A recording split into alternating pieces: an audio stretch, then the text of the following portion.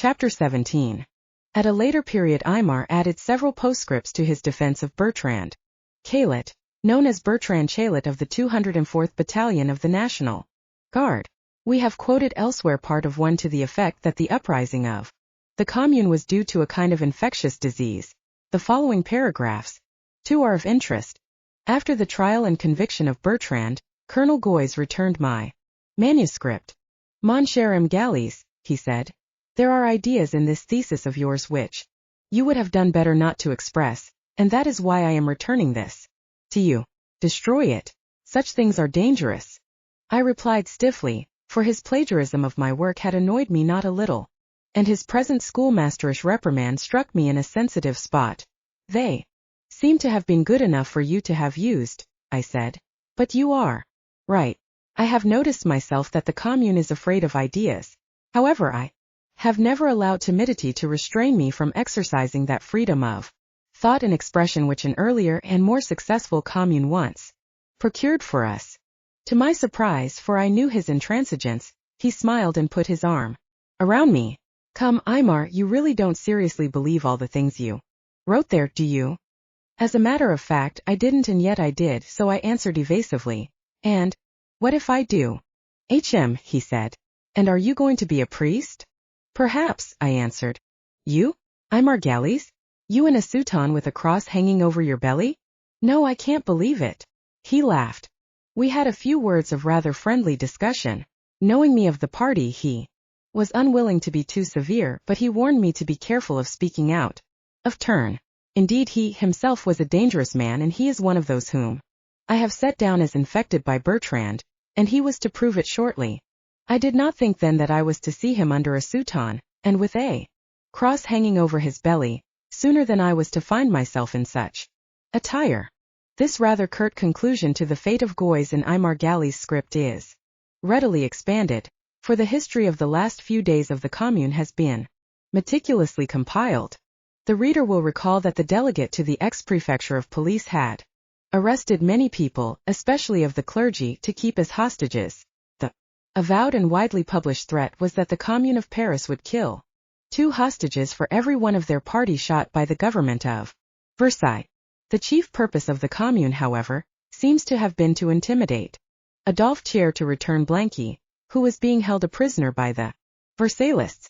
The captive Archbishop of Paris, threatened with death unless Blanqui was returned, himself wrote a letter to Thiers in which he pleaded that Blanqui be exchanged for himself. Among other things, he said that Blanqui, the communist, was of no value to the Commune and not to be feared, for the Commune followed none of his ideas. If he were associated with the Commune, far from being a help, he would only be a new element of discord in the party. But Thiers refused. The efforts of the American ambassador failed, as did the efforts of many others. Some communards claimed that Thiers wanted the Archbishop killed so as to rouse the populace against the Commune. This seems really far-fetched, and if the Commune suspected as much, nothing was easier than not to slay the Archbishop. But perhaps it was too late to exercise clemency. The Versailles army was marching on Paris. A gate was taken, the army poured in, barricades were thrown up. Terrific street fighting ensued. Every window might conceal a communist with a gun fighting like a cornered rat. This last week was one of no mercy. There is such a thing as a drunkenness that comes from a surfeit of bloodshed. The mob of Paris, outraged by endless murders, howled but only for more blood, like a man drunk with liquor who, while lying wretched and puking under the table, still craves another drink and yet another. On the 24th of May, on the 3rd day of street fighting, a firing squad had come to the prison of La Grande Roquette and demanded 6 hostages, among them the Archbishop, to be executed immediately. For what?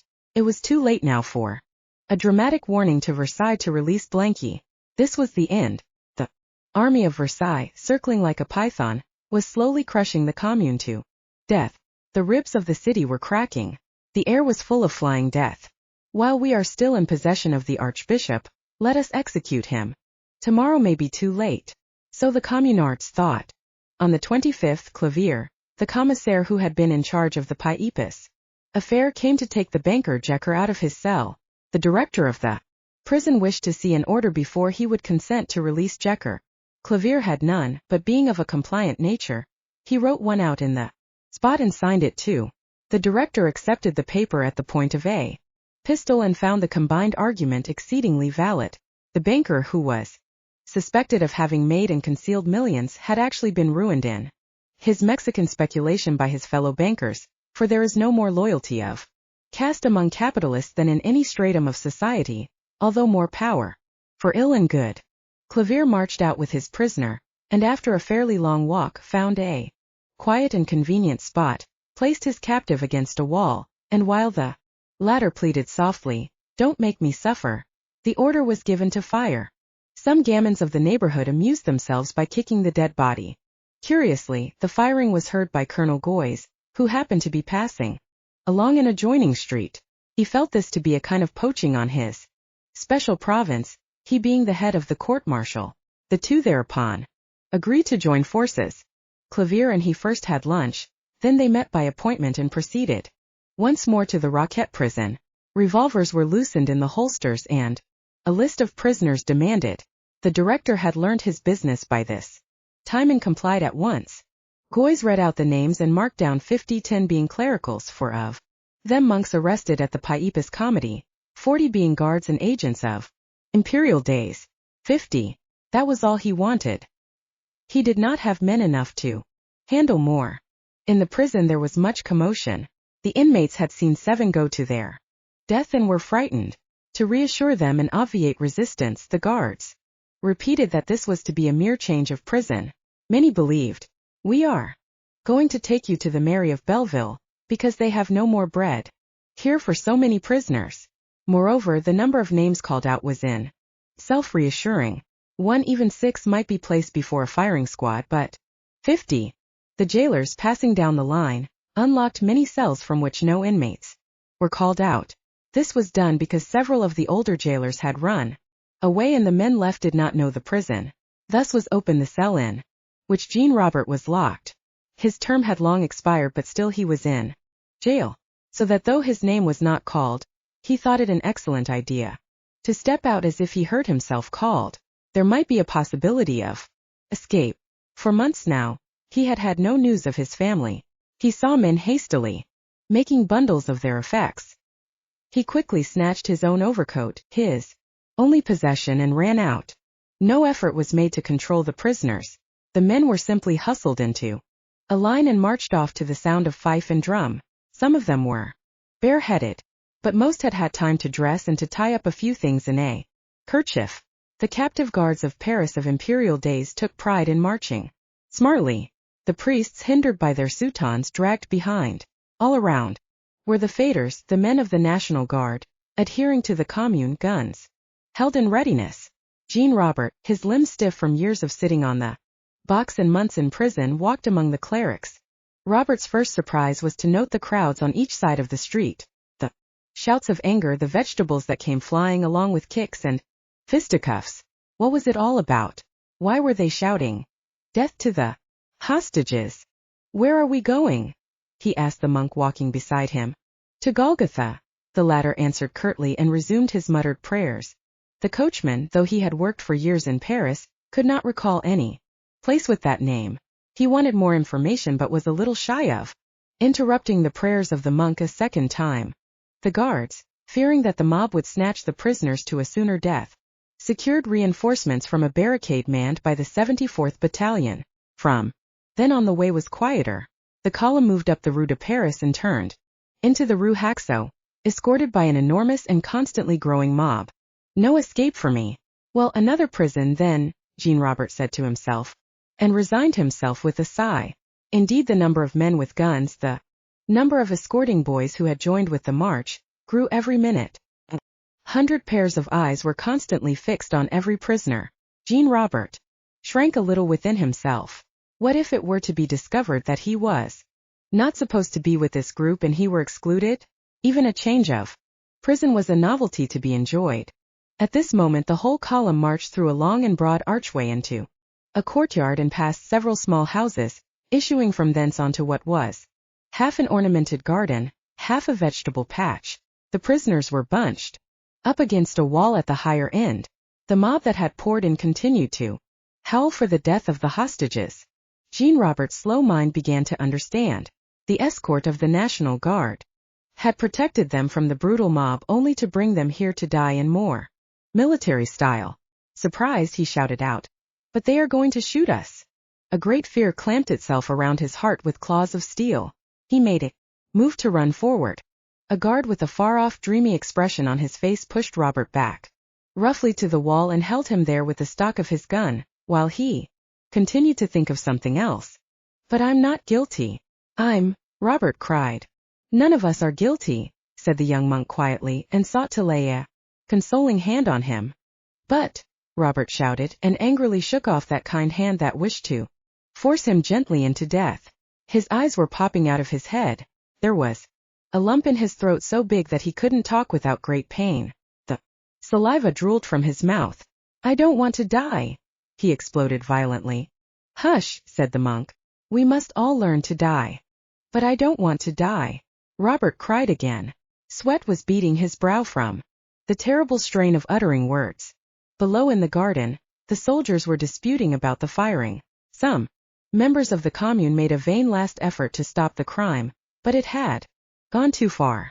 The public, so long urged on by their leaders to shout for blood, had become infected with the lust for murder. "Let's get out of here," the members of the Central Committee whispered to each other. A moment later, when the shooting began, there was not an important official in sight. The guards left the prisoners to join the firing squad. "Here!" Robert shouted, and was about to run after his guard, who was moving away. "I'm not one of." He got no further. The guard, now distinctly annoyed, forced him back with a vicious blow in the pit of the stomach. Robert clasped his hands over his belly. His mouth yawned for a breath which his paralyzed muscles refused to give him. In an agony of pain, he dropped to one knee, and the guard moved off and out of range. The monk, seeing Robert kneeling beside him, turned quietly with his fingers raised. "Ego te absolvo ab omnibus," the formula for conditional absolution. Robert was still struggling for air when the firing began. Some fruit trees, still half in blossom, were in the way. Soon their pretty spring foliage was torn to shreds, their branches hung broken, their bark scored and burnt. In lulls while the men reloaded, the wind brought snatches of a waltz from a nearby encampment of German occupation soldiers, who were amusing themselves out of doors in the pleasant weather. When the victims lay in heaps, revolvers were drawn and endless coups de grace administered. Bayonets were brought into play.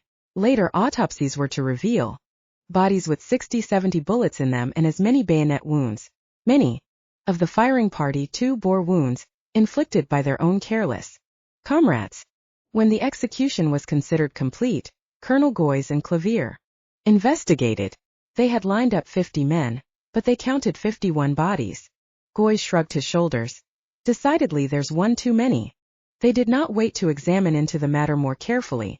There was need for hurry. Step by step, barricade after barricade, the Versailles troops were wresting the city from the communards. There were still 315 hostages left at La Grande Roquette prison. On the following day, a man named Foray tried to secure them either for a firing squad or as volunteers for fighting on the barricades. But the fighting in neighboring streets was coming so close that he gave up in the midst of things and left the prison with almost every cell door open. The majority of the inmates thought themselves likely to be safer in jail than outside, and for greater security proceeded to barricade themselves within their prison. Some tried to escape, and these bold ones fell into the hands of communards who executed them at once. The next morning the Marines had captured the district, and the hostages were liberated. Then began those terrible moments which were so like cataclysms of nature, like earthquakes and avalanches, that words seem incapable of describing them. The retreating communards had set fire to various public buildings. Groups of men and some of women went about destroying the best structures in the quarters that had to be evacuated. Among these mad women who were setting fire to the best that Paris contained was Sophie de Blumenberg. On this, the last day before the end, Sophie had not left the 204th Battalion. She had taken a pair of boots from a dead boy. They fitted her small feet. Somewhere, too, she had picked up the overcoat of a Zoo uniform. Several days before, the 204th had been called to protect the barricades of the 9th Ward. The battalion was almost wiped out there, for the Versailles forces seized a barricade in the rear Rue Camartin and poured a deadly fire into their unprotected backs.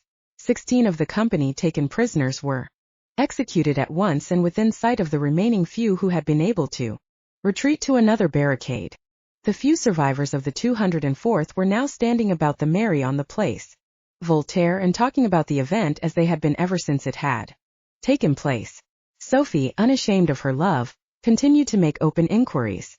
Now, though no one could remember having seen Bertrand on that morning, they nevertheless added his name to the list of dead. It made the disaster the more impressive and formidable. Dead along with the others, they commented briefly and shook their heads. They made no attempt to twit her. Their present great desire was to discover how such a calamity could have overtaken them. It seemed to them impossible that their defeat was a natural result of the chances of war. They suspected treason, and this suspicion, after lighting on any number of people, fell at last on Captain de Montfort, who had ordered them to that position, who had specified the placing of the barricades and who had left the one in the rear insufficiently manned, evidently on purpose. As soon as the men began to build upon this supposition, they found more and more valid reasons. 3 were outstanding. First, Montfort's aristocratic ancestry and demeanor, his love of cantering around on his horse in his blue and gold uniform and shouting down his orders from above, all convincing evidence of relations with Versailles. Second, his natural jealousy of Bertrand, which would be likely to lead him to treachery in an effort to erase his rival. Third, his insistence on that day, during a little altercation among the officers, that the barricades should be here and there and manned. Thus, usually he had taken little part in discussions of military strategy. To this was added a story which was true, and which someone now thought of for the first time. A few days before, Captain de Montfort had come up to the ministry in the Rue Saint-Dominique. He was slightly drunk and in an ugly mood. His wild gestures caused the guard to raise his bayonet and prevent the captain's entry. Montfort was beside himself with fury. He called down curses on the whole guard, and noticing that they were from the 204th Battalion, which he knew was Bertrand's, he sneered. The 204th, huh? You fellows seem to be a rare pack of scoundrels. That's a battalion that needs a good purging. Sophie cared little about the decimation of the 204th at the Madeleine, but the fact that Beryl had gotten rid of Bertrand in this fashion made her sick with grief, a grief which rapidly boiled over into a wild desire for vengeance. It was Captain Beryl de Montfort's misfortune just then to come riding along on horseback in the direction of the barricade on Boulevard Voltaire, and Sophie, seeing him first, pointed him out with her finger, yelling, "There's the dirty traitor!" He heard her voice and reined in his prancing steed, with cries of, "Kill him! Kill the traitor!" A dozen soldiers raced up to him. A score of arms seized him and yanked him from his saddle. He was tossed, thrown about, dragged toward the Mary, until his beautiful uniform was a mass of rags, his features lost amid bruised and swollen flesh. Sophie, catching a glimpse of him through the mob that surrounded him, opened her mouth in horror. She wanted to run away but restrained herself. Serves him right, the traitor. She had completely forgotten that for several months now she herself had been aiding Beryl in precisely this sort of treachery. The Mary was crowded with women sewing sacks to hold earth for the barricades. Foray and Genton, 2 officers there, decided that a trial must be held.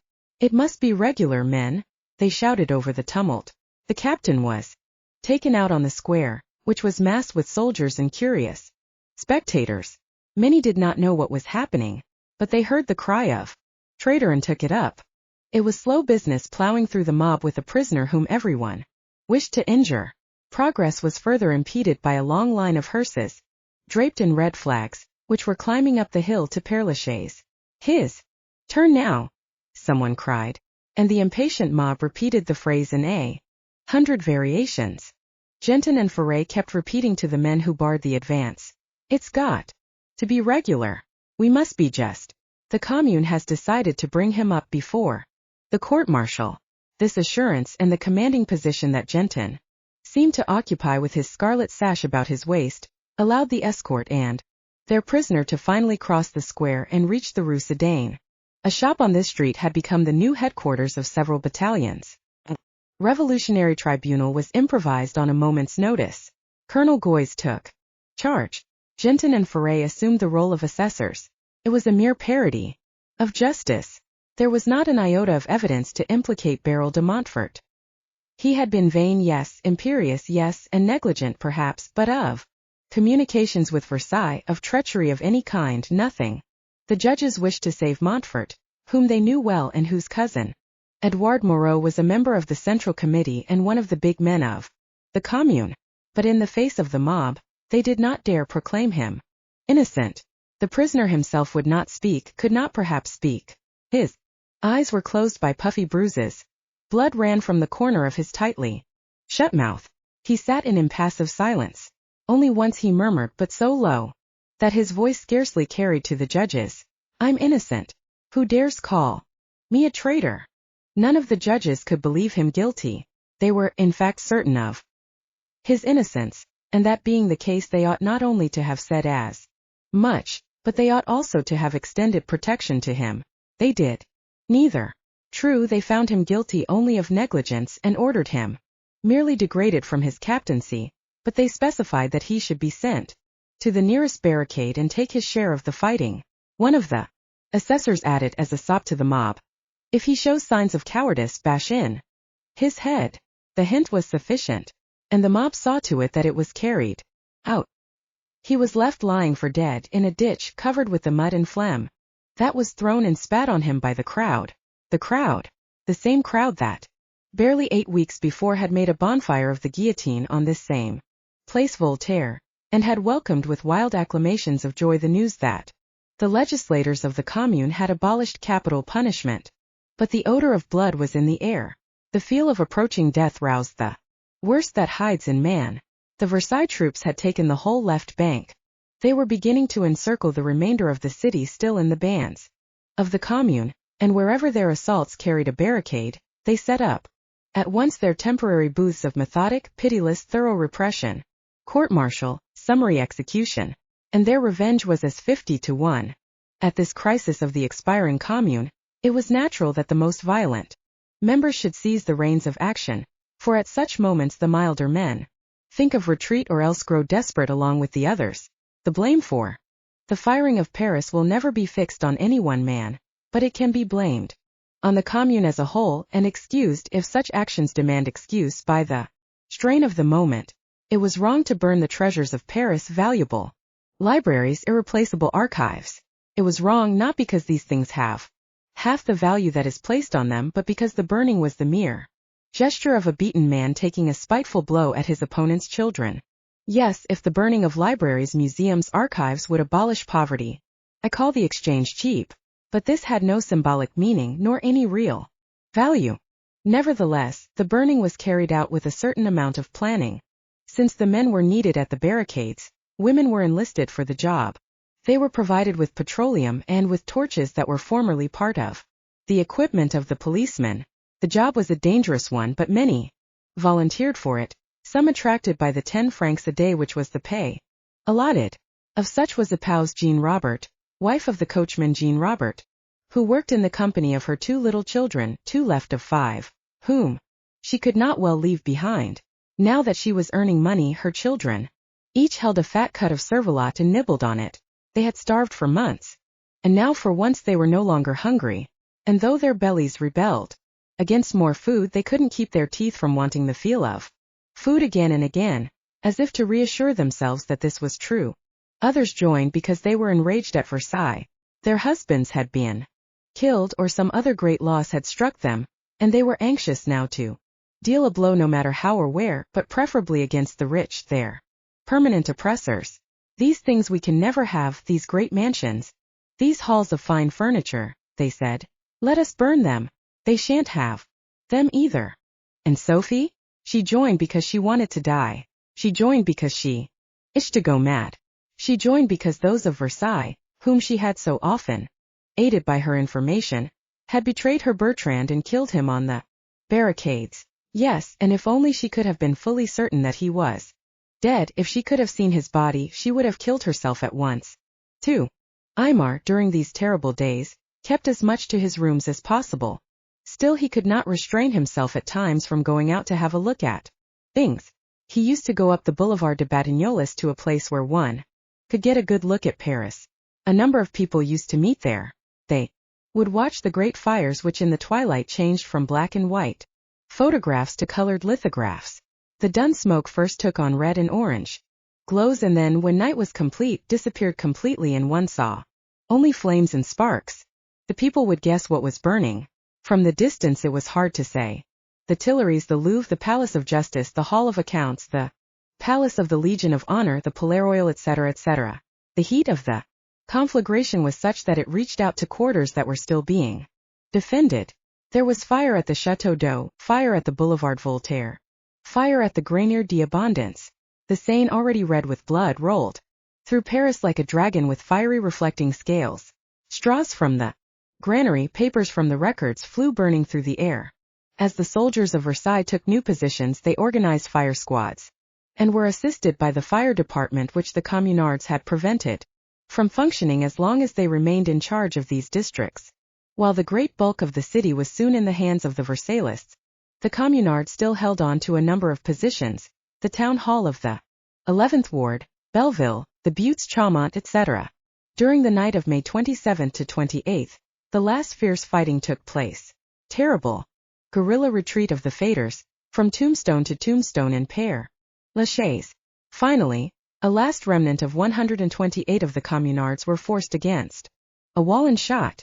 When the sun rose on the 28th, Pentecostal Sunday, the civil war was over, except for a house here and there from which still came stray shots fired haphazardly, and except for a single barricade on Rue Ramponneau, where a lone communard planted a red flag and defended his position for a short time. He fled. The red flag was torn down and the tricolor hoisted. On the other side, the side of the Versaillists who by their victory became the Legitimists, the cruelty had not been any less. On the contrary, though lightly passed over by historians, their deeds were vastly more impressive. Why drag 80 wounded men out of their beds in the hospital improvised at St. Sulpice and shoot them to a death which many were headed for anyhow? Why shoot the attendant Dr. Fano along with them, his only guilt the crime of staying to care for them? Line them up and shoot them. At the market of Place Maubert, in the courtyard of Cluny, at Rue Charonne, at Rue Brizon, the corpses thrown into ditches, not in small numbers, at the most 50, as the communards had done. That was picayune. No, in hundreds. Then order was introduced. The rule went out. No more killings. Prisoners must be court-martialed. And they were court-martialed.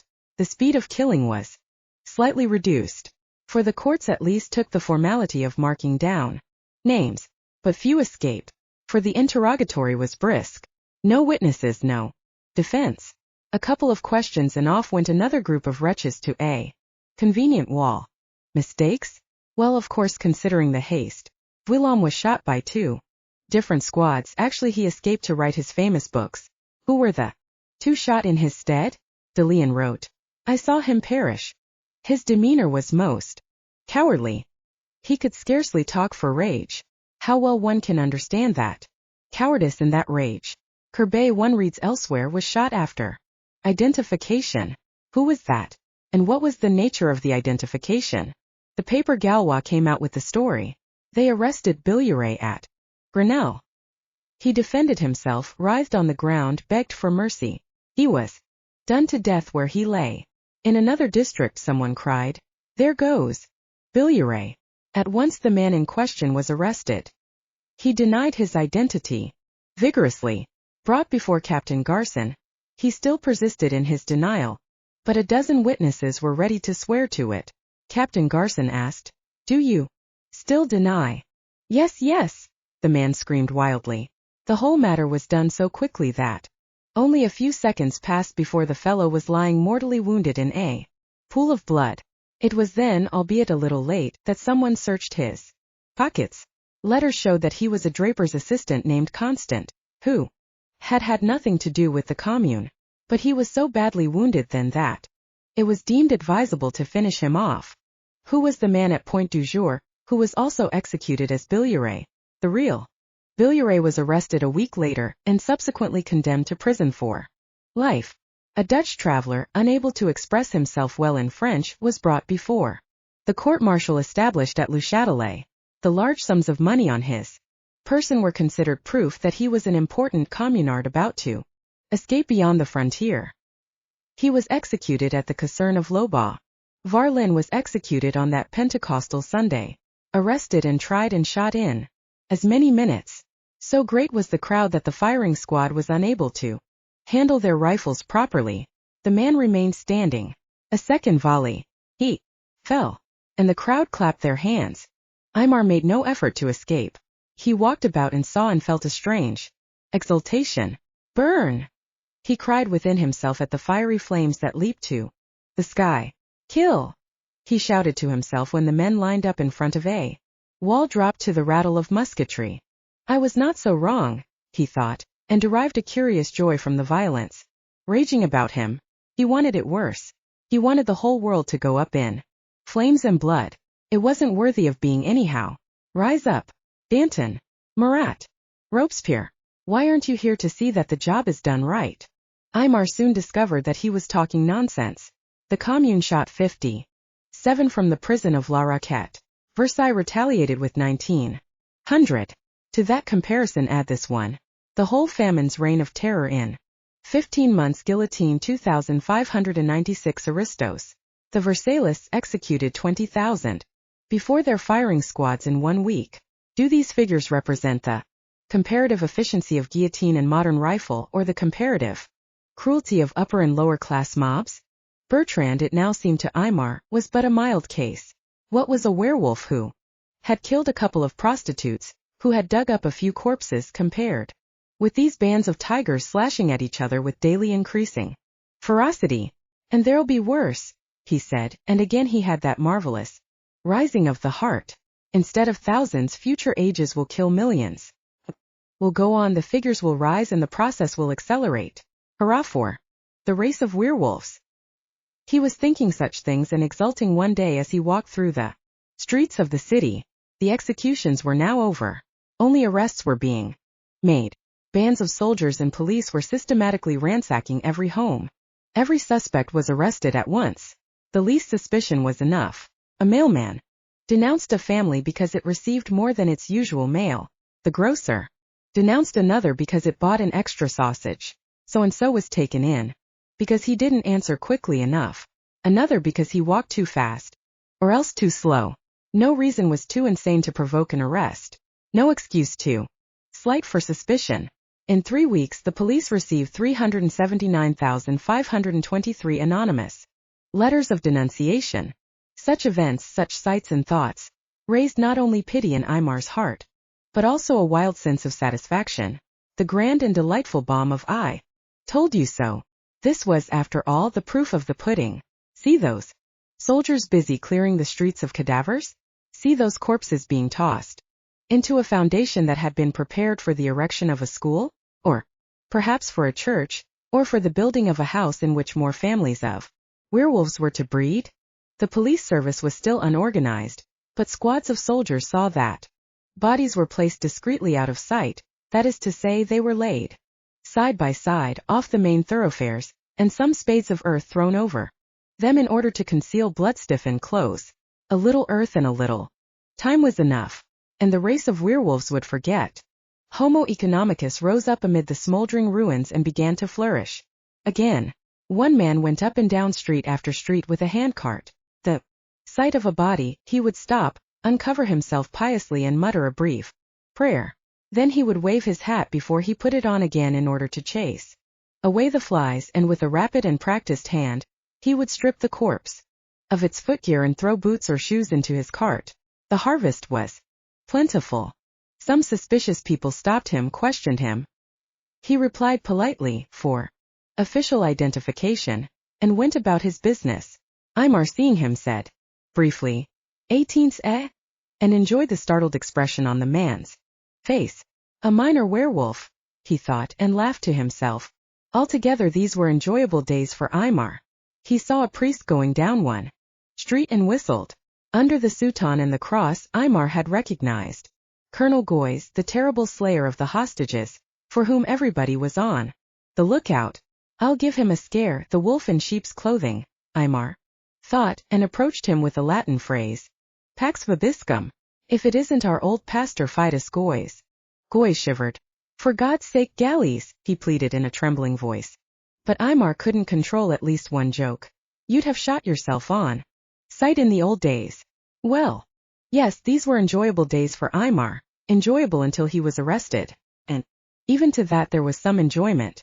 In groups of 150 to 200, tied hand to hand or elbow to elbow in rows of 4, the prisoners were marched out of the cellars of the Luxembourg to the ramparts, and from there down the long road to Versailles, day after day until some 40,000 had made the journey. Side by side marched old fighters, some in uniform, others in sketchy workmen's costumes hastily donned. Their faces were lined and feverish, and they all looked like drunkards, as men always do when they are unshaven. Old men stumbled along, linked to weeping children or to girls in fantastic uniforms who had snatched up a rifle to defend the barricades, or to gray-haired matrons, preserving their dignity with difficulty as they walked beside servants in calico and aprons, all somehow caught up in the rebellion or by mistake numbered among the prisoners. And here and there a figure in redingote, erect, sober, a man with the face of a scholar or an artist who had added his beautiful dreams of utopia to the sad fiasco of the Commune. This column of rags and remnants moved slowly along the dusty roads beneath the fierce heat of the June sun. The guards rode on horseback, loaded guns across their knees like gauchos conducting cattle to the slaughterhouse. Short halts were made at Sèvres and again at Viroflay, and then the troops entered Versailles through the gate of Paris. Now came the most terrible part of the journey, the march through the regal city of Versailles, between lanes of closely packed people, a fanatic multitude, void of all sense of balance, void of pity and of intelligence. The city of the rich here demonstrated that it, too, could form mobs as mad as those of the poorest quarters of Paris. Not bare, dirty or callous fists were shaken at the cohort, but neatly gloved hands, hands of demi-mondaines in lace gauntlets and hands of bankers in yellow kidskin, and voices that spoke correct French howled, "No prisoners! Death to the bandits!" And the fine clothes rushed the line, broke through the protecting file of horsemen, and the snobs and the elegant ladies, seizing the opportunity to strike a blow, without fear of retaliation, lashed out. The men prodded with their canes and the women swung their pretty parasols, or removed one glove to let their sharp nails leave furrows across the face of a young girl. Petrolaus, they shouted, for though only a handful of women had actually done incendiary work, all the 1,000 and more women arrested were suspected of having burnt a palace or two. Even the 650 children seemed demons. And Aymar chuckled. More werewolves, he exulted, oblivious to the blows that rained upon him. The world is full of them. How is it that I once thought they were rare? I was once one myself and didn't know it. Versailles couldn't accommodate all these prisoners. They were guarded in great courts, halls, cellars, under the months of cannons, while Thiers vainly thumbed his history books to find a solution to the problem of taking care of this mass. Great batches, transported in long cattle trains, were sent to fortresses on the coast and summoned separately to their trials. Scores were to be condemned to death, hundreds were to be sentenced to imprisonment for life, thousands were to be deported to tropical islands. These enormous figures are thus fairly credibly explained. The moaning of the great heap of dying and dead hostages would not cease, and it was impossible to tell where the sounds were coming from, so that there was nothing to do but keep on firing and stabbing until there was complete silence. See Laurent's Histoire de la Commune, page 625, and Vuillam mes Caillas. Rouges au temps de la Commune, page 116 etc. Pun in French. Resoled shoes are twice new, that is to say, deux fois neufs, which is also 2 times 9, or chapter 18. Where shall I end my tale? This has neither beginning nor end, but only a perpetual unfolding, a multi-petaled blossom of strange botany. Why should I not end here? Why should you want to know of the death of this werewolf rather than another? Consult your mortuary registers. Were these men and women, or were they only disguises that concealed nameless monsters, warm incubators of infamies which would congeal your blood if brought out from their bowels into the light of day for you to see? The earth does not swallow the dead, but only their corpses, which were the envelopes of their hates and crimes. These are never buried, but live on imperishable to write more gruesome records every generation. What is it you would know? Sophie, the records of the Ministry of War, the Gazette de Tribunaux, inform us that she was condemned to be deported as implicated in the case of Beryl de Montfort. He himself came to the trial, limping and his right arm withered by a shot through the nerve. He wept out of one eye. The other was dry and closed. It had been eaten by flies as he lay dead in the ditch beside the barricades of Place Voltaire. The transport Danae sailed on its interminable journey to New Caledonia. Journey lasting 5 months without Sophie. Her father had brought his wealth into play and saved her from the penal colony. His surprise had been great when he returned to Paris and learned of what had happened. Only one letter had come through to him. It was from Aunt Louise Herzog and it told of the disappearance of Sophie and Beryl de Montfort. Aunt Louise wrote, "Won't tell me where Sophie is, but obviously he must know." The Baron had read the letter with mixed feelings, but after he had considered, for a while he had decided, let fire burn. And thinking of his wife and of Louise Herzog he had added, and let ice follow the rules of ice if it so desires. And then he had chuckled, lucky Beryl, if only I were in his shoes. Well, life goes on, a few years more or maybe only a few weeks. And where will we be? Let her have her fling. He had looked across his desk to a mirror hanging on the wall, and he had noted the growing whiteness of his remaining sparse hairs. And as for Sophie, she had had her fling. She did not know whether Bertrand was dead or alive. She did not care. She wanted to kill herself but could not summon the courage to meet death. The horror of the night was so strong in her that she took care not to go to bed too sober, nor alone if she could manage it. Beryl's heart was numb with pain at the sight of her conduct. He spoke to her in gentle reproach one day when they were alone. "Those men," he stuttered. "Those, how can you? Why, you too, you poor fool," she said gaily and dragged him down to her on a couch. He went home bewildered, entranced, all his old love reawakened and doubled.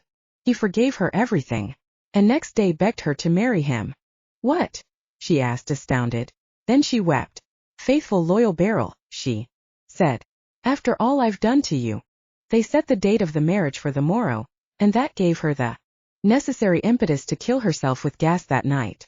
Instead of accompanying her to the Mary for a civil wedding, he followed her body to the cimetière Israelite at Père Lachaise. Her father wept silently, her mother noisily. As the earth was spaded over her, Beryl could not restrain his anger. He pointed his good arm to heaven and swore that he would have his revenge. Aymar was released shortly by virtue of a non-lieu, but was summoned again at once to testify in the trial of the painter Courbet. This bluff genius had been responsible, during the Commune, for the tearing down of the Vendôme column, that huge bronze column surmounted by a figure of Napoleon. While the column was being pulled down to the applause of the populace, Courbet was heard to say, "That column is mad at me. I'll bet it's going to fall on me and crush me." It did not fall on him, it fell precisely on the bed which engineers had built to catch it, but it did crush him. Before the tribunal, Courbet maintained that he had acted out of no hatred for the little corporal, but purely out of artistic motives. "That bad imitation of Trajan's column annoyed me. I was ashamed to think that visitors should look upon that as one of the glories of French art, and then no consideration for perspective. And that statue of Napoleon done 7.5 heads tall, just because the rules say so, whatever the actual proportions of the little fellow were." The president said, "You were moved then purely by artistic zeal?" And Courbet answered, "Simply that." He was condemned to 6 months in jail, and the cost of reconstruction, which came to over 350,000 francs, was charged against him. He had not that much money, so his paintings were seized and sold at auction. Today they would fetch enormous sums, and even in his own better days, but for the moment his fame was in eclipse. Even with his furniture thrown in, only 12,000 francs were realized, and the Salon refused to exhibit him any more, holding him morally unworthy. He ran away to Switzerland, but France continued to pursue and dun him. He died at last of a broken heart, and his death was passed over without a word. Courbéism and realism were for the moment out of style. The Impressionists were in. As soon as Aymar was free, he visited Bertrand at La Santé. The head physician was dubious about the possibility of release for the prisoner. He is in good health, but he has moments of rage. Then he smashes the furniture or attacks the guards. The physician saw nothing mysterious in Bertrand. He was just another case. Moments of rage, said Bertrand bitterly to Aymar. Why not? Who wouldn't in this awful hole? You don't seem so anxious to die anymore, do you? Aymar asked. Bertrand hung his head, as if an unwillingness to die were a shame. Imprisonment had made him keen for liberty and life. Please, uncle, he begged. Get me out of here. They treat me so miserably. Aymar smiled. Get you out? How can I? And do you think you ought to be out? Wolves belong in a cage in the zoological garden. But then he thought, why should this one wolf be shut up for an individual crime when mass crimes go unpunished? When all society can turn into a wolf and be celebrated with fife and drum, and with flags curling in the wind? Why, then shouldn't this dog have his day too? Do you ever think of Sophie? Aymar asked. Bertrand closed his eyes as if in deep pain, but after a second he shrugged his shoulder. Sophie. Yes, Sophie. Or any woman for that matter, he concluded fiercely. They don't provide women for the prisoners, eh? Aymar asked. Bertrand breathed heavily. Well, said Aymar, I shall see what can be done, but first tell me, do you ever well change? Bertrand hung his head again. Indelicate question, eh? Like asking a girl if she— Yes, I quite understand. Though outwardly bitter, Aymar was sorry for Bertrand. The prison of La Santé was considered a model one, being only recently constructed, but metal and stone make it best a chilly abode. The director, with whom Aymar consulted, suggested that if Aymar wished to remove his nephew to one of the pay asylums licensed by the state, the permission could probably be secured. It was thus that Bertrand found himself transported to Dr. Dumas' sanatorium at Saint-Nazaire. Aymar, himself, had gone to inspect various places and had picked out this quiet retreat. Here, if anywhere, Bertrand would be comfortable and well taken care of. The first aspect of the place was inviting. There was a large garden with old, spreading trees shading soft lawns. An old brick wall overgrown with ivy surrounded the estate with a sufficient but gentle barrier. Within the enclosed area were a main building of handsome exterior and several smaller structures. Inside were pleasant large rooms with windows looking out onto the park. The patients were mild creatures. They had perhaps a tendency to think one thought over and over again, like a wheel turning idly after the belt has slipped off, or their minds followed some strange personal logic. Their thoughts were off in a world of illusion, shut up in a private universe, or sunk into a permanent stupor. Some sat in comfortable chairs on the terrace. Others strolled on the lawn, strutted about impersonating Shakespeare or Alexander, or else chased imaginary butterflies. When visitors came to inspect Dr. Dumas' establishment, these were the patients they saw. And the sight was almost pretty children playing in a garden. These were the show patients. It was intended that visitors should picture their dear ones in this scene. Yes, here would be an excellent spot for mother, who has lost the ability to direct her muscles, who can no longer control her bladder or her bowels or lift her cup to her mouth. And can you cure them? Dr. Dumas is asked. He is a handsome fellow, well-built, serene, with the bearded face of a distinguished scholar. He replies evasively but majestically. That depends on the individual case. We can cure some. We can improve all. He points out some of the patients sitting in the shade of the great chestnut trees and gives their case histories. It is enough to convince his visitors.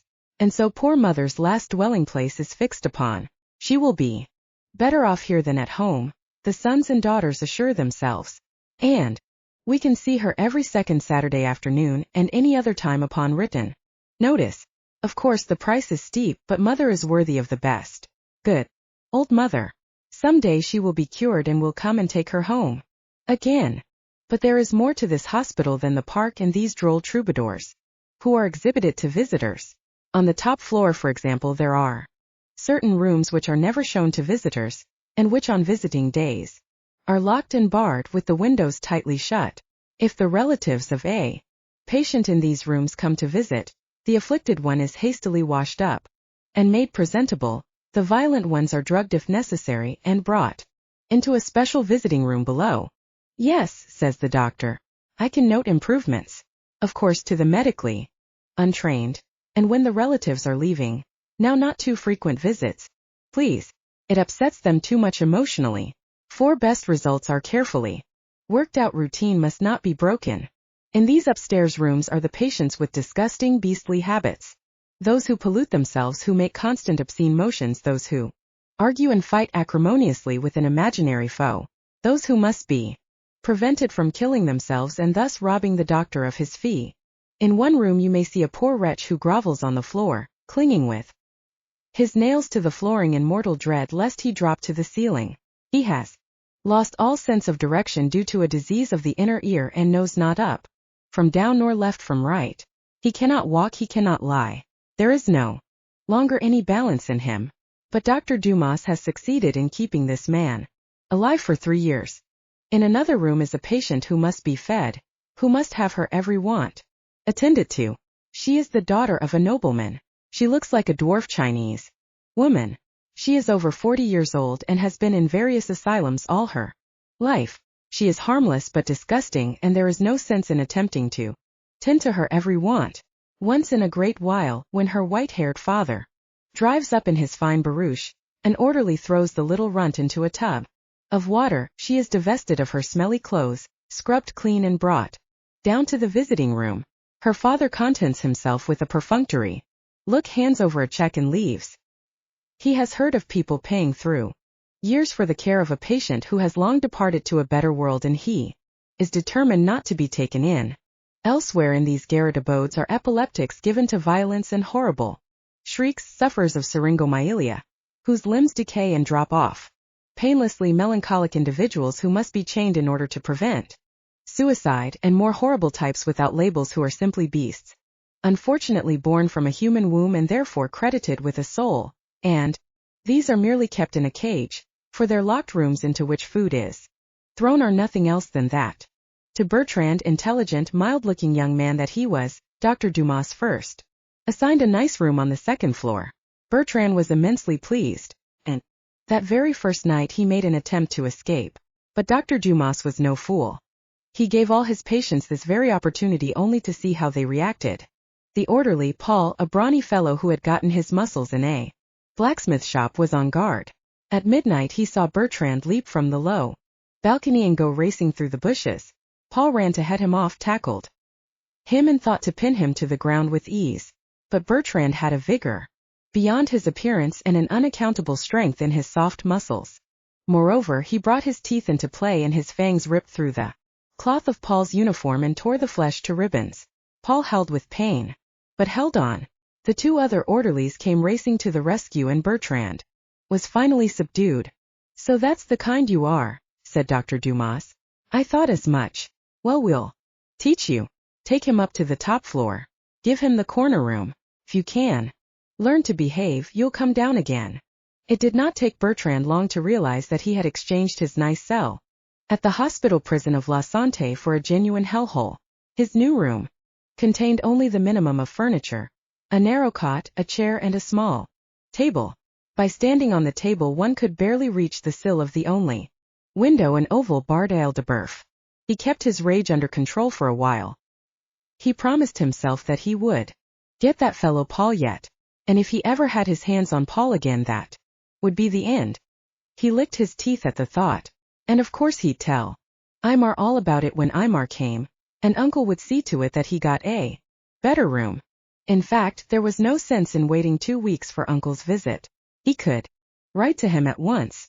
There was no pen and paper. Bertrand called out for an orderly. There was no answer. He banged on the door, but sounds didn't travel far in this solidly built house. Moreover, the 3rd floor was completely isolated by doors at the top and bottom of the staircase. And as for noise, as for shrieks and banging and all manner of sounds, these were far too common to disturb the orderlies even if they should chance to be on the upper floor. Maddened by the unsuccess of his efforts, Bertrand lashed out in fury. He threw the chair against the door until that flimsy piece of furniture was in pieces. He ripped the cover of his bed to pieces. Then he subsided in tears. He promised himself to be wiser in the future, to control himself and play the mild-mannered youth, which, he had learned at La Sante, achieved the best results. A round barrel-like fixture on the door clicked. On a little shelf was his food. No orderly came into his room. Perhaps an orderly would never come into his room. They would leave him here forever and tell his uncle he had died. Yes, now he regretted the nice cell he had had at home. What good had it done him to run away? He had only succeeded in getting into La Sante, and from La Sante he had come to this, from bad to worse. But the second Saturday came around, and with it the prospect of being able to unload his misery to his uncle. He had counted without his hosts. In the evening he found himself lying on his bed. His room had been cleaned. There was fresh linen on the bed. His mind groped through the clearing mists of a drug and remembered as if in a dream his uncle's visit. He recalled being led downstairs by Paul. Yes, by Paul. He recalled the visiting room, his uncle seated opposite and questioning him, and himself sitting there stolidly and unable to do more than smile.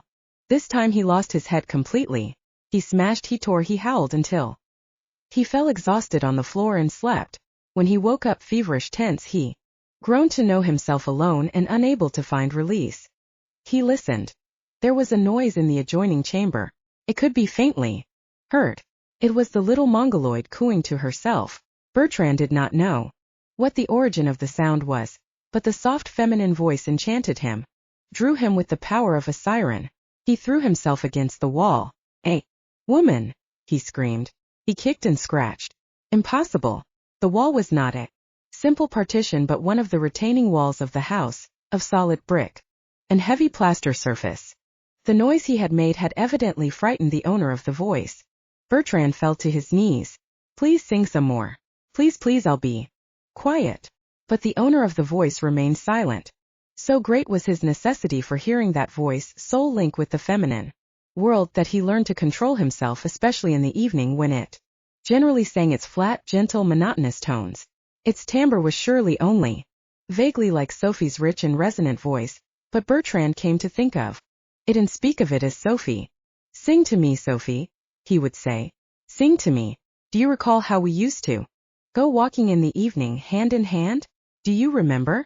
And the mongoloid crooned soft accompaniment to his reminiscences. The prospect of seeing his uncle was another hope that aided him in keeping himself in check. He had puzzled out the mystery of the drug. Of course they administered it to him in his food.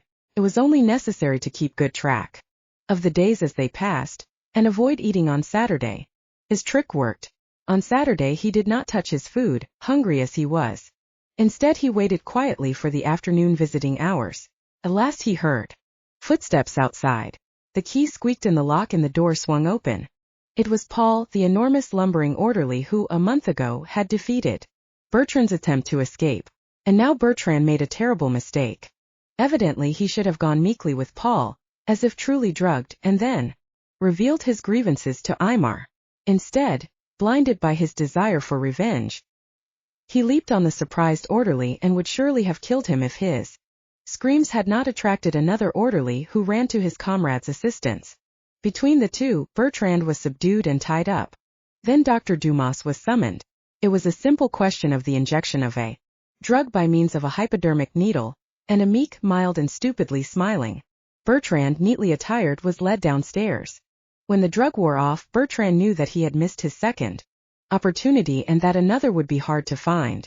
Mad with disappointment, he sank his teeth into a leg of his table, and splintered the wood. When he had made a heap of ruins out of that, he attacked the sheets and blankets of his bed. He took off his shoes and chewed up the leather, cracked the buttons on his clothes. He twisted his spoon, the only implement that was served with his food, into knots and crushed his tin plate. And the following fortnight found him drugged by an easy trick. For the 2 previous days he was starved. He howled with hunger. His empty belly growled. He fell into light dozes from which he woke with vivid dreams of food. And then, there in the revolving tray was a plentiful, appetizing meal. He knew. Yes, he knew that it was visiting day and that he should not touch a bite of it, but he couldn't resist.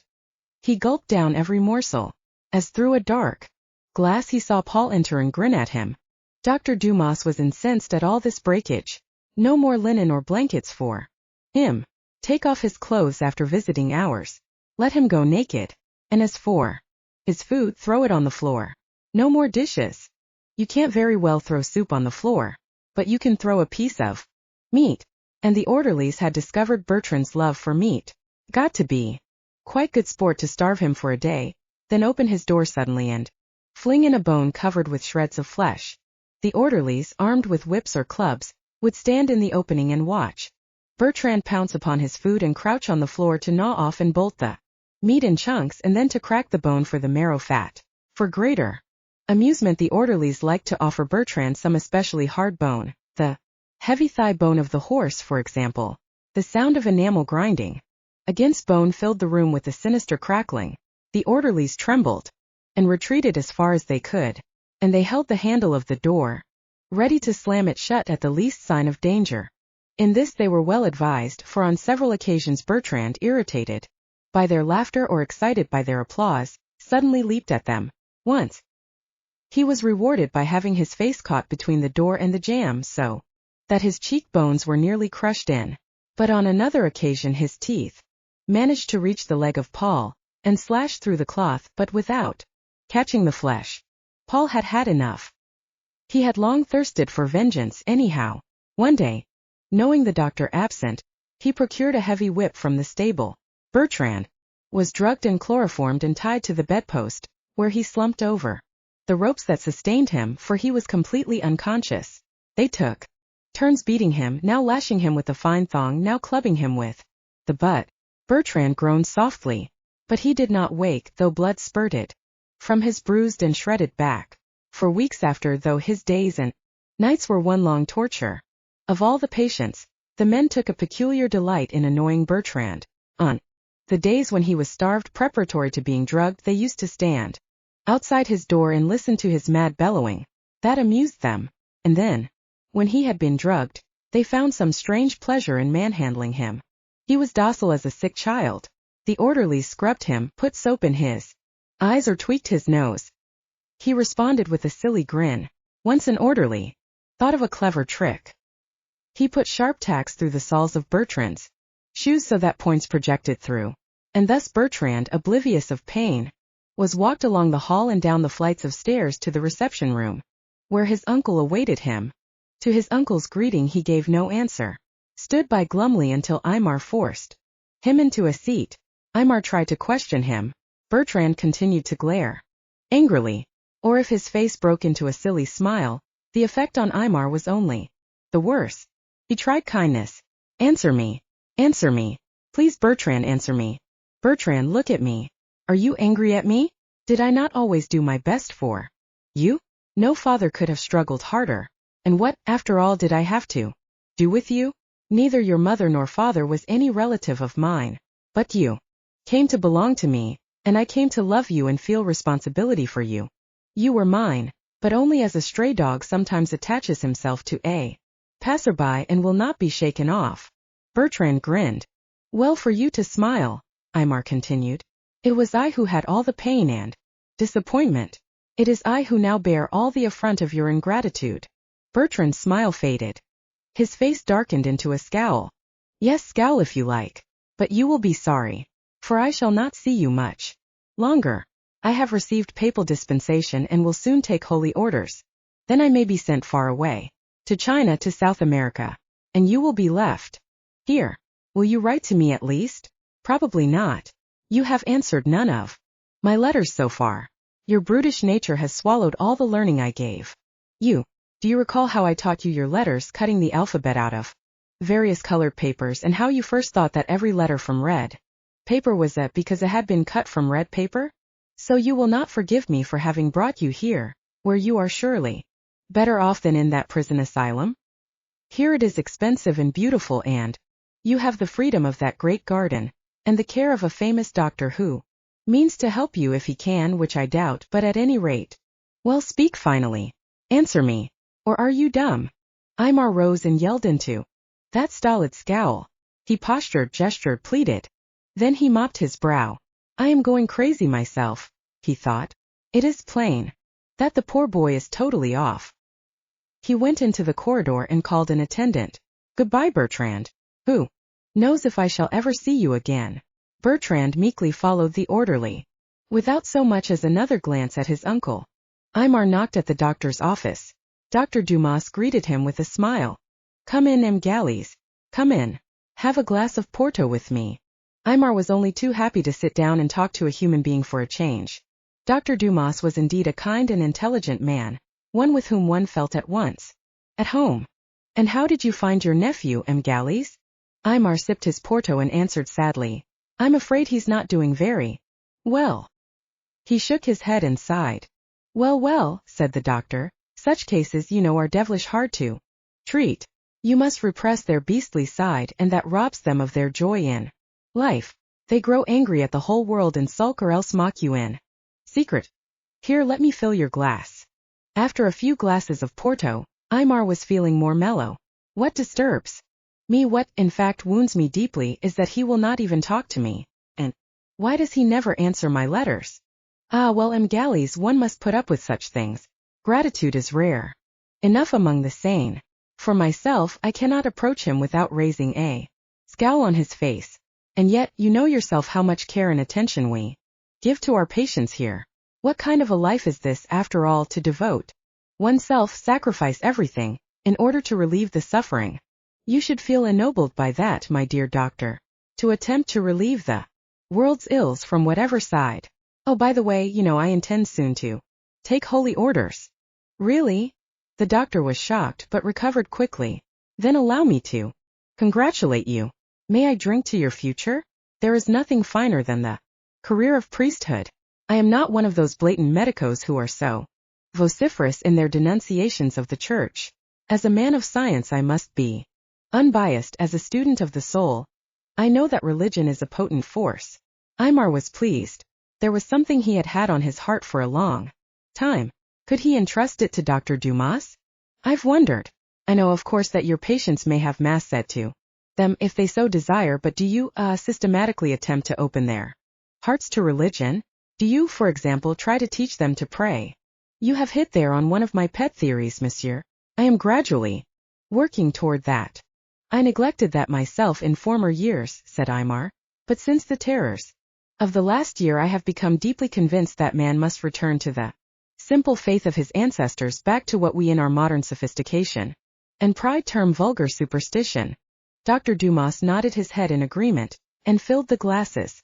There is something, said Aymar, that I have been wanting to ask you. Certainly. You have watched my nephew carefully? Why, monsieur?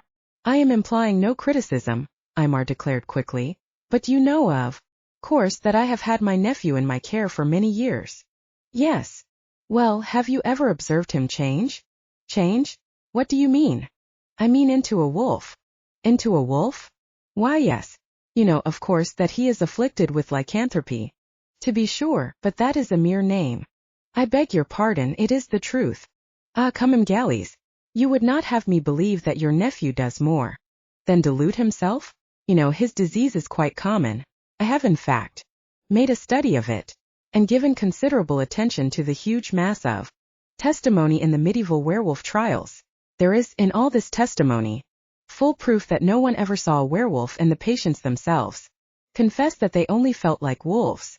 Whatever may have been the case, Aymar returned, and I am not prepared to agree with you, for I have studied the matter myself. I am certain that my nephew has been a wolf, and does change into a wolf. And you have seen him do it? The doctor smiled. No, but I am convinced he does. Have you seen the wolf? Dr. Dumas insisted. No, but you seem easily convinced then. The two men, a little flushed from the wine, slowly raised their voices. The doctor could no longer pretend to be a friend of religion. He began to berate the Catholic Church for having burned the werewolves. Aymar defended the Church, claiming that the burning was a kind of sanitary device to stop the infection. Somehow D.D. Home came into the discussion. They went astray here for a moment, while the doctor recalled how Home used to give seances before Imperatrice Eugenie. He used to cause harmonicas to float in the air and play tunes by themselves. Do you believe that? The doctor asked. The Church says that this is the work of the devil, though similar phenomena occur in the lives of the saints. In any case, I should want to see it with my own eyes. Well, of course, Dr. Dumas agreed. Precisely. But here we have a case which, you confess, no one has ever seen. Not you yourself. I have never seen the wolf, true enough, Aymar came back. But I have as many good proofs as I want. I have, or rather I once had, a silver bullet, which was shot into a wolf by the Garde Champêtre of our district, and that silver bullet I extracted from the leg of my nephew. I saw his deeds. I heard of his dreams. I have seen, many people have seen, his footprints. I have heard his breath and his snort. There are stranger things. Shall I mention one? Of many? After he removes his clothes, when the change is about to overcome him, he finds it imperatively necessary to urinate. He has told me of that. Now I ask you, has my victim of lycanthropy read Petronius and other more obscure sources to know that this is a universal trait of werewolves before the metamorphosis, and why should he want to follow their hints as to the manner of the ceremony? Nonsense. I can't quite see the point you wish to make, monsieur. I do not deny that the symptoms of the delusion are alike in all its victims. On the contrary, the symptoms would be alike. And if urinating is one of them, why then of course it belongs there like a fever and diphtheria. Moreover, the act of urinating can be explained more simply by the cold air striking the skin of the body. A lowering of temperature invariably brings on the desire to rid the body of the larger amount of moisture required in a warmer atmosphere. It is akin to a sudden condensation and precipitation. Why not to the sudden necessity of getting rid of an excess of moisture? Because a wolf naturally carries less? Good Lord, doctor, do you think I lived 20 years with this thing without debating with myself every single minute? 10 years would not suffice here to recapitulate the entire story of the origin and mystery of this creature. I was as unwilling as you to accept the facts. I am not by nature gullible.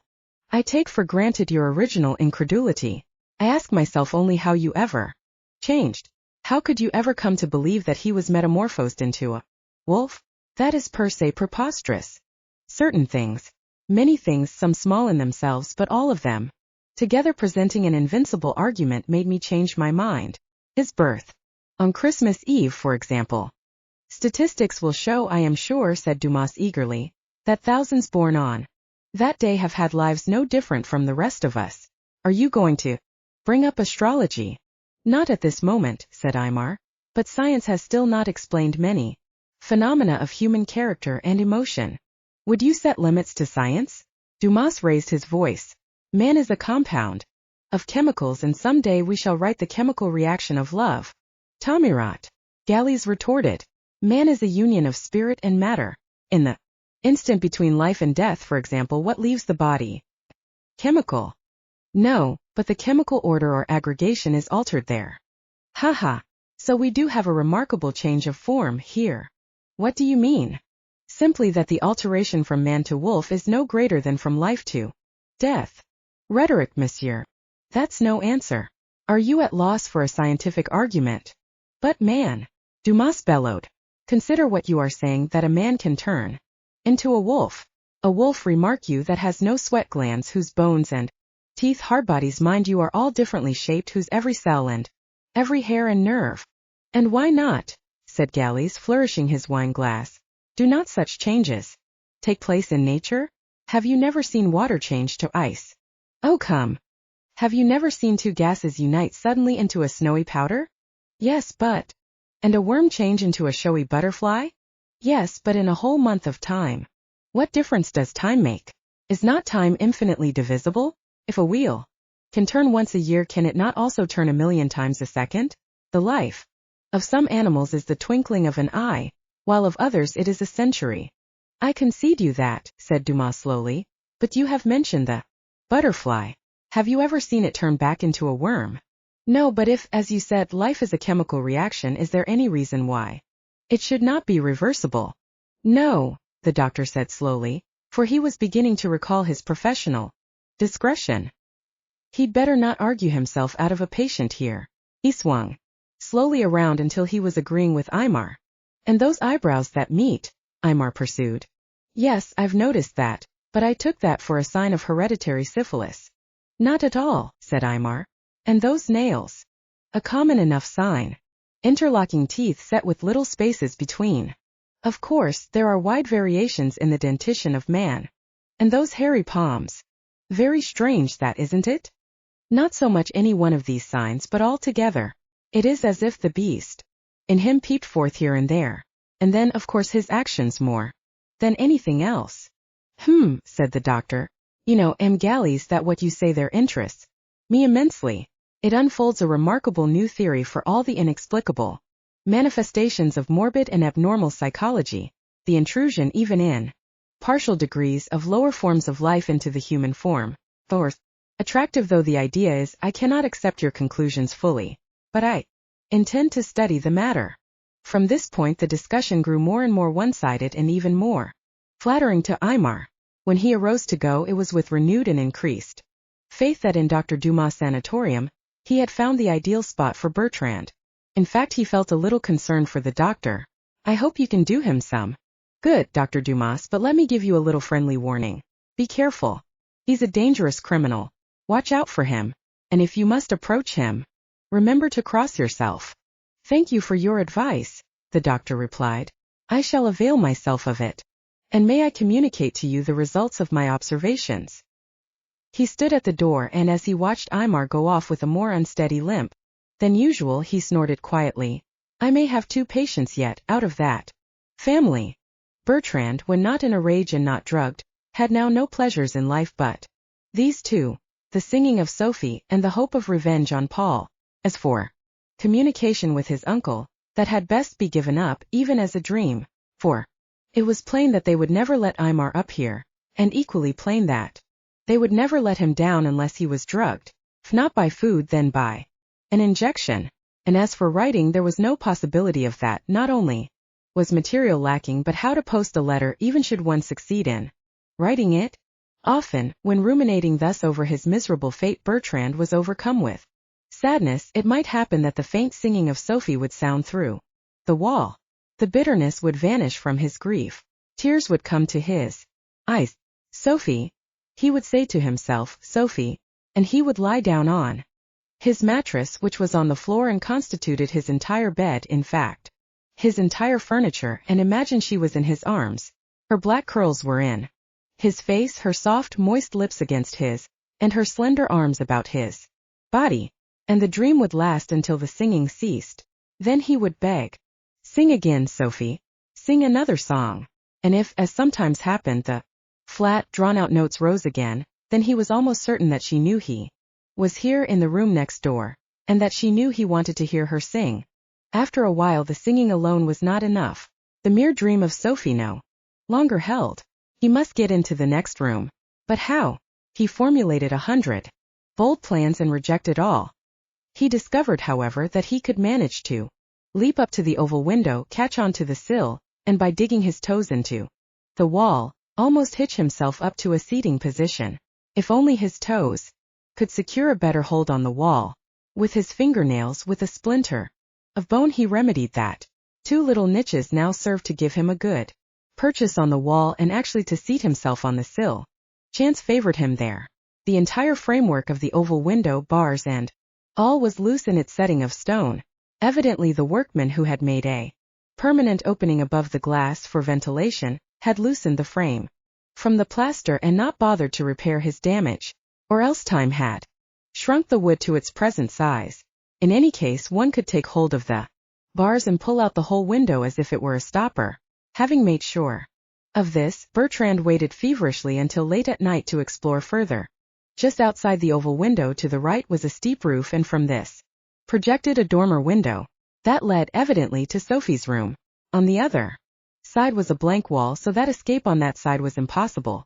But the dormer window might be reached. The steep roof was dangerous but accessible. Trembling with excitement, Bertrand made his preparations.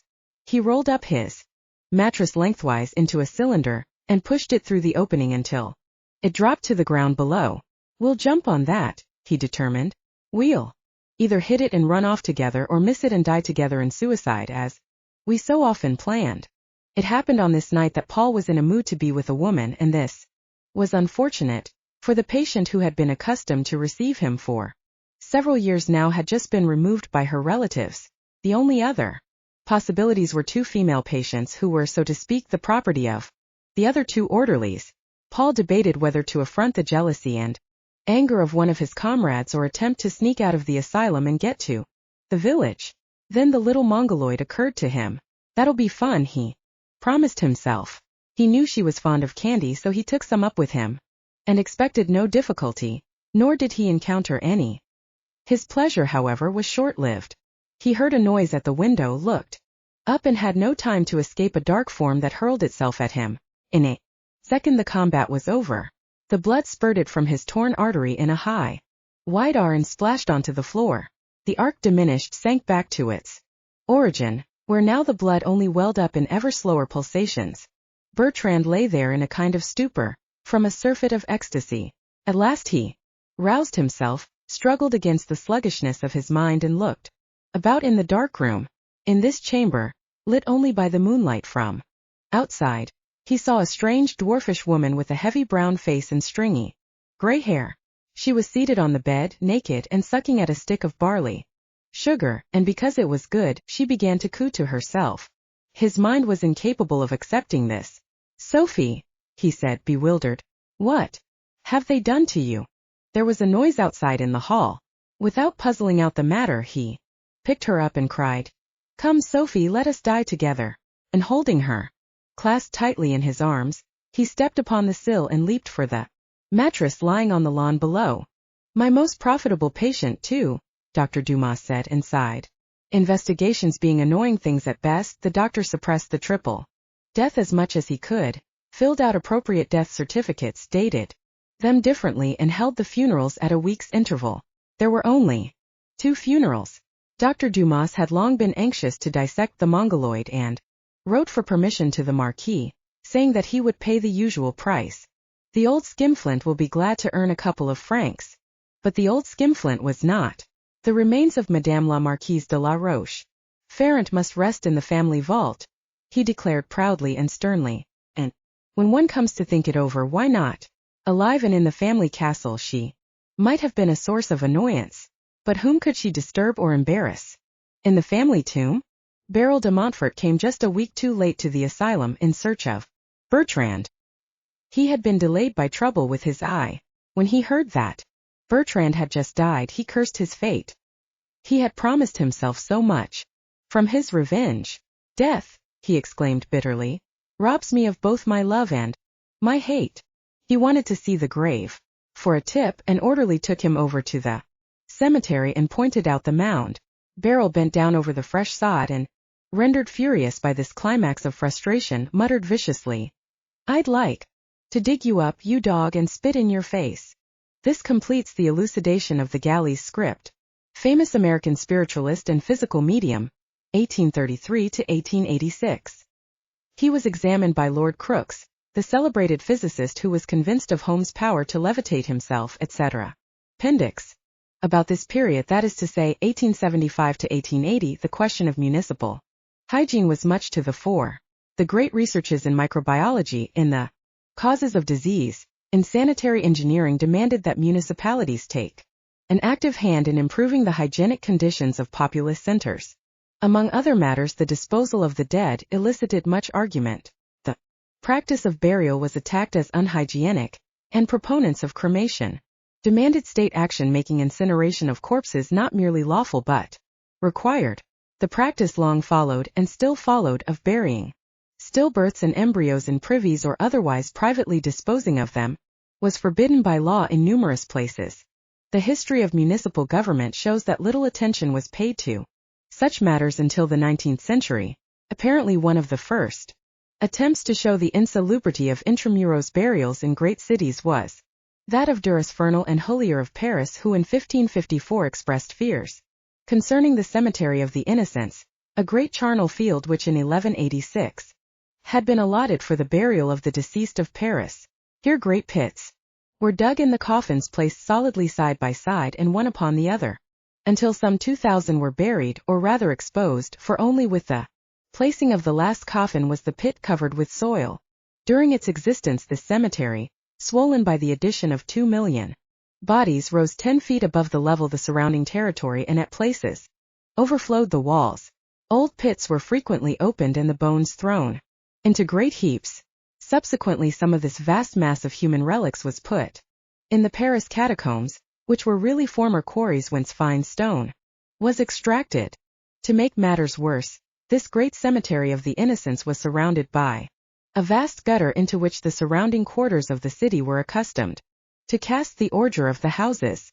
In those days latrines were generally on the top floors only, and when these were cleaned the matter was thrown into the moat about the cemetery, from whence it was upon occasion removed. Such was the mephitic nature of the ground and air in this region that citizens complained they could not keep birds in cages, the poor beasts dying promptly within a week of being brought into the houses of the neighborhood. Moreover, it was impossible to go down into the cellars with a candle or lamp. Any flame was at once extinguished in this noxious underground breath. Barrel makers and other workers having to labor in cellars were frequently seized with such spells that they came near dying, and gradually these regions were abandoned, especially when it was found that the sweat of the walls was positively poisonous and would raise ill-smelling suppurating boils if it came into contact with the bare skin. Despite this, the city had become crowded with poor people who could find no other shelter than this horrible cemetery. Many dug themselves subsoil grottos in which they practically lived, with what effect on their general viability one may well imagine. Perhaps worse than this was the habit of burying people in churches. The limited space and the desire for financial gain among the clergy caused the bodies to be withdrawn as soon as possible, even before complete decomposition, and stored elsewhere in the church, in the garret, etc. In 1870, the work of de Freycinet on municipal sanitation, together with the necessity of providing for more cemetery space in Paris, caused considerable discussion on the matter of hygienic burial grounds. The recent Franco-Prussian War, too, had precipitated the question of the disposal of great numbers of dead in a sanitary fashion. Among others, M.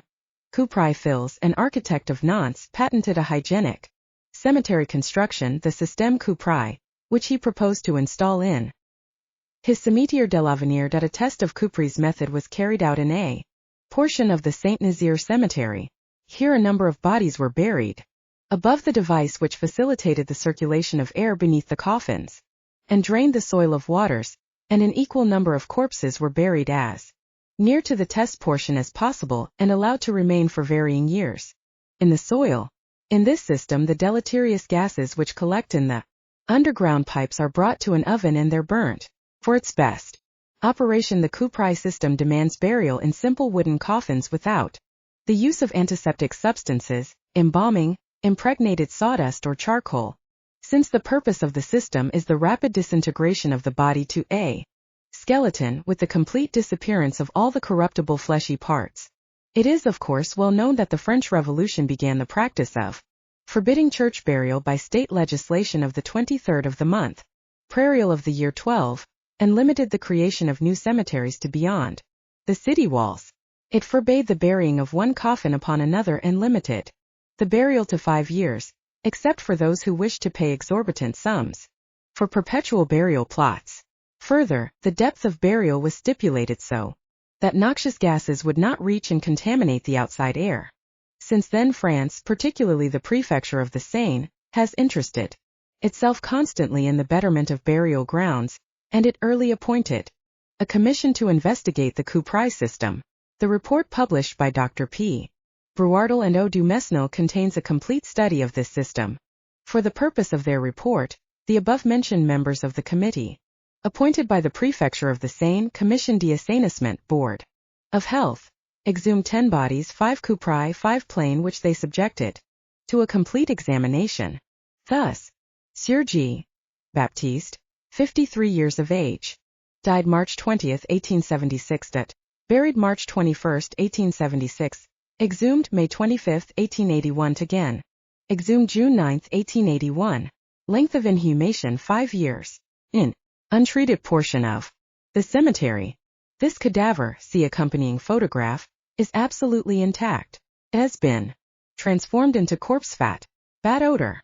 Autopsy was performed by Professor Brouardel. All the viscera have grown thinner and are flattened out against the walls of the thorax and abdomen. Only the heart is still voluminous and perfectly recognizable. All process of decomposition seems to have been halted. Apparently the body will remain in this state indefinitely. A single insect of the Staphylinides family, a Phyllanthus abeninus, is found in the coffin. Contrast this with a body disinterred from a treated section, where it had remained but a year. Sir B, 66 years of age, see photograph. Died May 21, 1880. Interred May 22, 1880. Cerebral congestion, length of inhumation, 1 year and 18 days. Body was not shrouded. No odor spread by body. Skeleton is almost completely relieved of all soft parts. Head is separated from body. The destruction of the fleshy and soft parts is complete. Numerous insects are found in the coffin. Anthelminthides, Ophrya cadaverina, and Lemistoma. One fly, quite alive, had just come forth from the numerous nymphias of the Ophia. However, the reader of this book can hardly be interested in the above details. The author's reason for introducing this report is to quote a small portion of it which seems to have some relation to our story. Among the bodies exhumed was one, Sir C. Bertrand, cerebral hemorrhage, not illustrated. Died August 9, 1873. Buried August 10, 1873. Exhumed June 10, 1881. Length of inhumation, 8 years 2 months. The following case was reported to the conservator of the cemetery and by him forwarded to the Department of Criminal Justice. Evidently a case of grave robbery or a grim prank of the fossoyeurs, gravediggers. The body of Sir C. was not found in the coffin, instead that of a dog, which despite 8 years in the ground was still incompletely destroyed. The fleshy parts and the furry hide are found mingled in a fatty mass of indistinguishable composition, adipocere. A nauseous odor spreads from the body. No insects. Cemetery of the Future. See copy in the 42nd Street Library, New York. Not reproduced here. The reader may consult the original. See preceding footnote. The economic motive here is not to be concealed, and intrudes upon the hygienic. If bodies will, by the système Couperin, form skeletons in 1 year, the 5-year burial period may be reduced to 1 year with a consequent greater turnover in the cemeteries and an increased income to the